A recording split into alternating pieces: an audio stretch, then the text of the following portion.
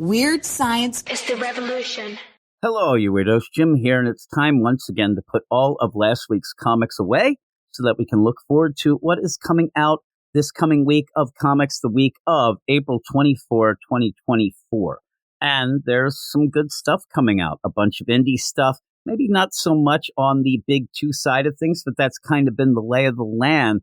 And I was talking to a bunch of people today who ended up kind of coming in, kind of a negative, nasty view of things and saying, oh, there's nothing to read anymore. All these comics stink. And that's not really true. There are always things to find, but sometimes they're hard to find. Sometimes you don't want to, go sight unseen and grab something. And maybe some things because of that slip through the cracks. And that's why I like to do this show. And not just because I'm going to tell you what I'm anticipating, but because hopefully everybody watching and listening will tell all of us what they're anticipating as well in the comments, because that's kind of that's the gist of this show, is to get people excited for what's coming up and also maybe shed a little bit of a spotlight on some things that you may not know come out this week or even know exist. So please let everybody know what you think is your most anticipated things. And when I say most anticipated, it is the idea, new number ones. Hopefully they're good. But also some things that I have been enjoying. Also, maybe some things that are so bad that I'm anticipating just laughing my derriere off. But we'll see. We'll see as we go through these. This is how we play the game. I'll give you the title, the creative team, the price, and then read the solicit and maybe talk about it in between. But we're going to start with DC Comics. And the first and only book that I have that I'm anticipating for DC Comics is Green Arrow, number 11, written by Joshua Williamson. Art by Sean Azaski and Phil Hester. It's $3.99. Here is the solicit. Since Green Arrow number 1, Merlin has manipulated Oliver Queen and the Arrow family. But after Green Arrow makes a deal with Waller, that's Amanda Waller to you and me, the final battle between the two archers is here. And whoever loses this shootout will be stranded forever. That solicit seems a little odd from where we left off in the last issue. I have a feeling that this issue will end with a cliffhanger that they're going to go at it. We'll see. We'll see how it is, because if you don't remember at the end of last issue, the cliffhanger was pretty much Sanctuary AI Justice League fighting Roy and Oliver. So this might be a little off. And just to mention, that stuff with Merlin, all the stuff that was in the first trade of this Green Arrow book, it didn't make a lick of sense. I was willing to let it go just because we were getting towards what I do want is the Arrow family. So I'm fine with it. But boy, the idea that Merlin went and got time-traveling crazy things from Amanda Waller so that he can punk Oliver and keep him out of the time, it really didn't make much sense. And I didn't think personally that the explanation was great. But again, I think Joshua Williamson does pretty good character work. Sometimes the stories get wonky, but I always end up looking forward to the book. Sometimes I'm rewarded by that, anticipation. Sometimes I'm not. I hope that this is one of the cases where I am rewarded for my loyalty and curiosity. That doesn't always happen, but that's really it. It's a really thin week at DC this week. I know there's a bunch of other books, and I'm sure that some people will mention those, and that's cool. Just let everybody know, because we're going to move over to Marvel Comics. Marvel Comics has a couple more that I'm looking forward to. One, probably people will shake their head, actually. I'm looking at my list. Two, where one, really, they're going to shake my head, and I'm going to start with that. Here's the first book that I'm anticipating from Marvel Comics. Yes, it is Jackpot and Black Cat number 2. This is the book I talked about that I just want to see how bad it can get. That first issue was really, really bad, but it almost is now a book after talking about it, after having it on the podcast, after having it here on the channel, that I have to see the next issue to just see how bad it can get, because it was bad in so many different ways. It was bad in the pacing, the dialogue, the story, just the concept of this Jackpot character, but also the idea that Celeste Brompton, who is the writer, didn't quite get Mary Jane overall anyway, and how long she's had the powers and what she would do with them, and that whole Jackpot power.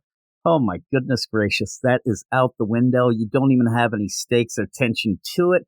Remember at one point that you could end up getting the spin that she would die, but then Paul, everybody's least favorite jerk, ends up, or actually most favorited jerk, but he ended up like, I'm going to mid this thing down. Then we have in that last issue that she can respin.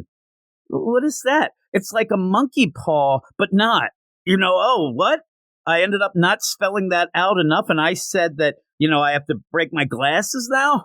No, I'll just spit again. Right? Break the glasses. And Jackpot and Black Cat #2 is written by, as I said, Celeste Brompen, pencils by or art by Emilio Laiso. It's $3.99. At least you got that.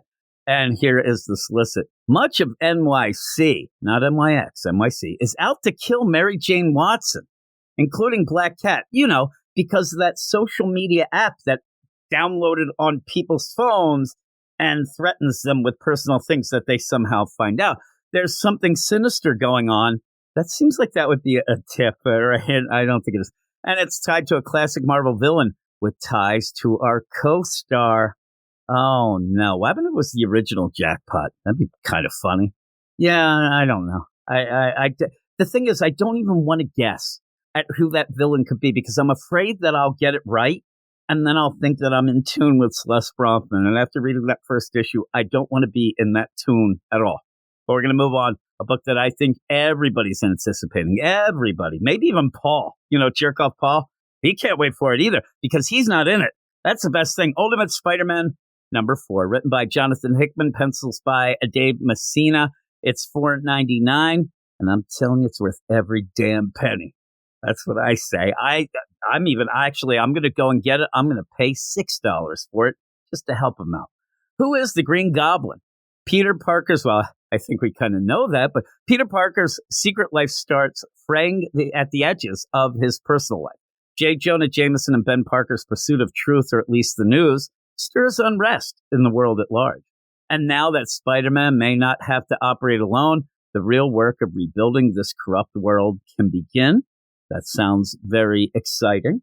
There are rumors that there's going to be a death in this book coming down the line. I don't know who or what that would be, so this isn't a spoiler, but I'm telling you right now, if it's cute little May, I may have to, throw some fists around and maybe, accidentally punch Paul while I'm doing that. He doesn't have anything to do with it, but he has everything to do with everything because he's a jerk.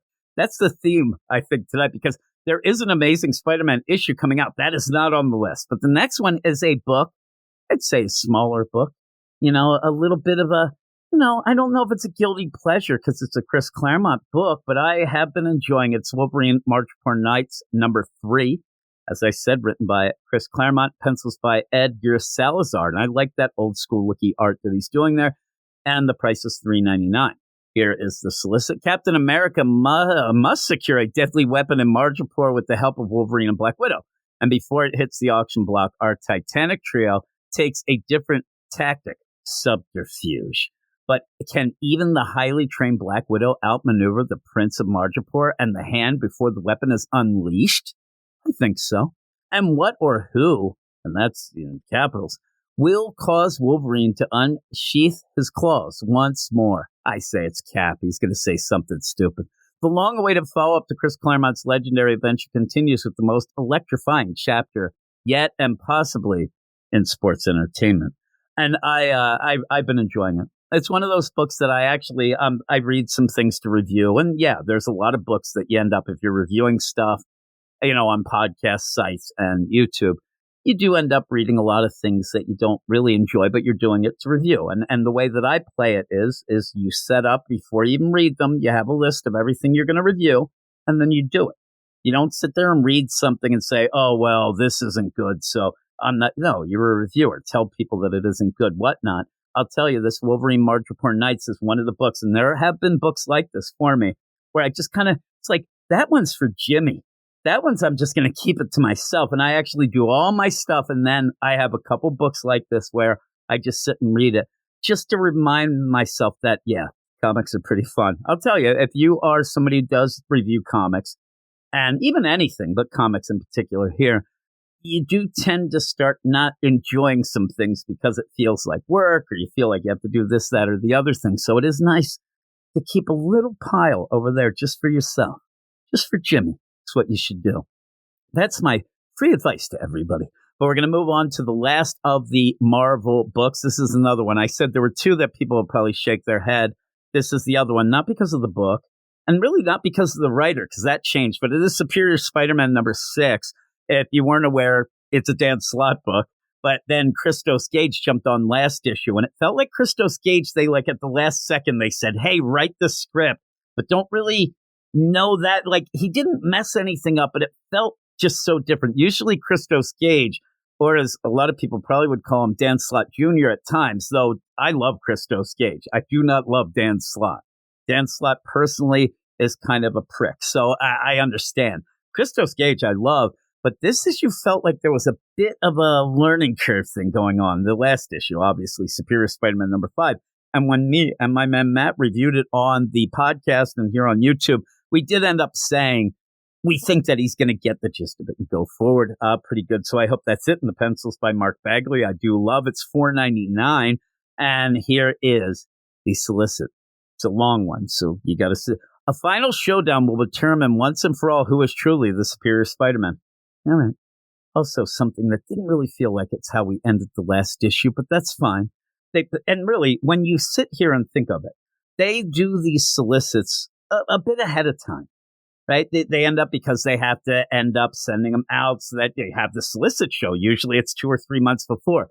There's no way Dan Slott had anything close to being done, because you have Christos Gage jumping on to do it anyway. So this is like the, just say something about a showdown. Like, it's such a generic solicit, but I'm looking forward to the book. I do enjoy it, but that's it for the big two. And if you have noticed in our Best of the Week shows, this past week I did it solo. My man Gray did not show up because he had to hang out with other friends of his. Couldn't hang out with me. But we have talked a lot of indie books and more indie books. And that's why I decided, well, what the hey? If we're going to do this, I should start putting up some reviews for the indie stuff, even though people tell me they don't work. They say that those things don't work, but we're all going to prove them wrong, aren't we? Going to prove them wrong. But this is where I have a bunch of books here, and I just wanted to point out that I do enjoy more and more indie, more and more each week. Also, I wanted to throw in that thing about having more reviews up again. But here's the indie book, starting with Dawn Runner #2, written by Ram V, art by Evan Cagle. It is from Dark Horse Comics, and it is $4.99, but it is like 37 pages, 37 pages. When I said that at first, I bit my tongue. That hurt. But it's worth it. And a lot of people said when I actually had the first issue on our Best of, I didn't do a review for it, but I had it on our Best of the Week. And I did get some comments that, oh man, it's so basic. It's just Pacific Rim. It's Iron Giant. I think it's more Kaiju #8 if you're a manga fan. But I liked it. I thought, yeah, it's basic. It's a bit cliche, but that's better than what I usually get in my mind from Ram V. Boring, and boring. I'm telling you, Ram V's writing drives me nuts. It tends to put me to sleep. I have an attention deficit disorder that could choke a horse. So when I end up reading something and you have overly narrated stuff and it's all this, tell me, not show me, I really lose it and I don't really pay attention by the end. And I have to read it and stuff like that. And that's not any fun. I had a lot of fun with this first issue. This one is a little bit, now I'm saying this, but I actually have read and reviewed it already. This one is, I think that the people who didn't like the basic stuff and concept of the issue #1, I think they'll get a little more from the second issue, though it still ends up like not giving you everything, but also kind of getting a little wacky. I don't know why I'm going into a review already, but yeah, I think people should check it out, especially if you ended up reading the first one or were curious. But here's the solicit, an all-new epic from rising stars Ram V and Evan Cagle. At least they're not called Hot Shots. And actually, I'll give you something. If this is something that Ram V checked off on, that they said, or maybe sometimes they write their own solicits. I like the idea of rising star because to me, Ram V is a little past that. Like, he's already risen enough. The guy's on Detective Comics. He's done some pretty big things. I think that gives him a little bit of, humility there. He seems a little modest because when I've talked to him, he seems far from modest. He seems very intent on proving that he's smart with every word that comes out of his pen or mouth. But this I like. I like Rising Star and Evan Cagle, who I don't really know personally anyway. Still recovering from the aftermath of piloting an experimental Iron King. Not an Iron Giant, it's an Iron King. In this issue, there's actually an Iron Giant like figure, like an action figure. Pretty cool. In combat for the first time, all-star pilot Anita Marr digs to uncover what happened with the massive mech malfunction mid-flight against a ferocious Tetsa. And yeah, you do find out a little thing. I want Anita Hug and Kiss is what I like. That's my radio name in Seattle. But it's pretty good. Check it out. I will have a review for that up on Wednesday. The next one is the book that everybody loves, Duke. Duke number 5. The worst part about this is it's the finale. It's over. And I'm telling you right now, this is one of the best issues I've read in quite some time. It is great.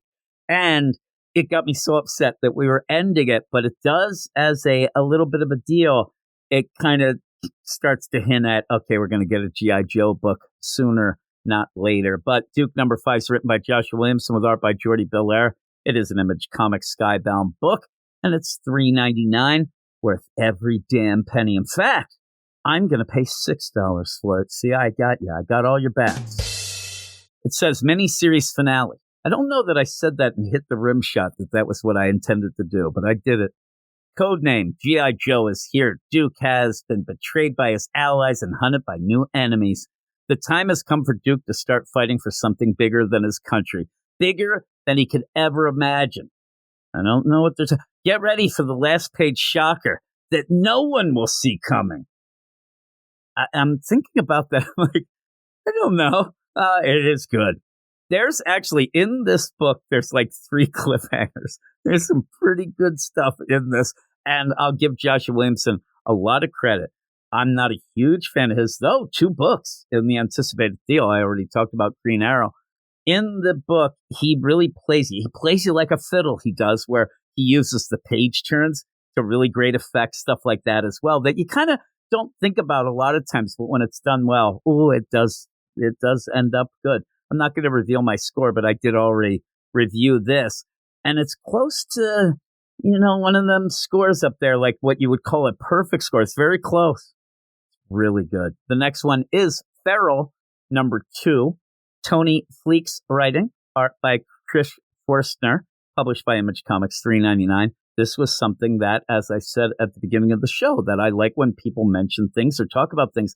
Feral number 2 was something that I didn't know about, and it was brought up in the week before that first issue came out that a bunch of people, I mean, not just me, a bunch of people like, oh my God, I can't wait for this. I can't wait. I'm like, I'm going to get it. I'm going to get it. And I loved it. I thought it was really good. It was on our best of the week that week.